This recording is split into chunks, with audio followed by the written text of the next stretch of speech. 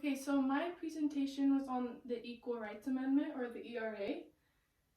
And the context during this period was that the women's and gays and environmental rights movements were coming into place. So women started coming forward and creating programs such as the ERA because of the inequality, because of gender, and then the environmental movements were the Clean Water Act, the Clean Air Act, the Endangered Species Act, and the National Environmental Policy Act. And they also had the first Earth Day on April 20th, 1970. There was also the Vietnam War, which was going on during 1954 to 1975, and they had protests of the Vietnam War from 1960s to 1970s. Then the context on the ERA during this time was that women were not able to vote, and there was a lot of discrimination based on sex, and there was also a lot of unequal pay for, like, if women and men would have the same job, there was unequal pay.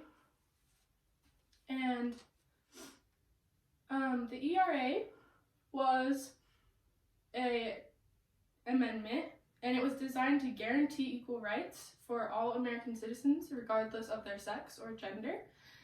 And it seeks to end legal distinctions between men and women, whether it was with divorce, property, employment, or other problems that were going on.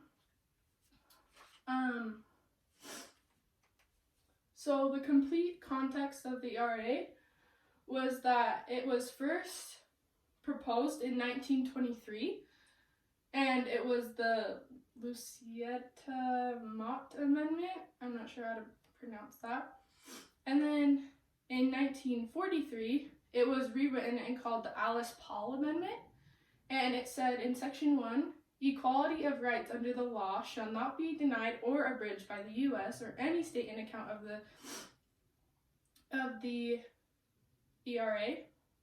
And then Section 2 was that the Congress shall have power to enforce by appropriate legislation and the provisions of this article.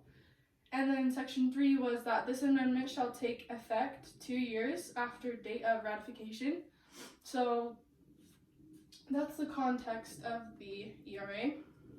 And then how the ERA is connected to today is that it was passed by Congress on March 22nd, 1972, and it was sent to the states for ratification. And they needed 38 out of the 50 states to say yes so that they could pass it, but it fell 3 states short and by the deadline, so it was unfortunately not passed. And then a poll in 2016 said that 96% of Americans support an amendment to guarantee equal rights for men and women. And so on March 22nd, 2017, Nevada became the 36th state to ratify the ERA. And in May 2018, Illinois became the 37th state to say yes to the ERA. And so all they need is one more state because they need 38 out of 50. But it is still a controversial topic because the deadline was passed, but a lot of states have come forward and said that they agree with the ERA and what its purposes are. And so yeah, that's my presentation.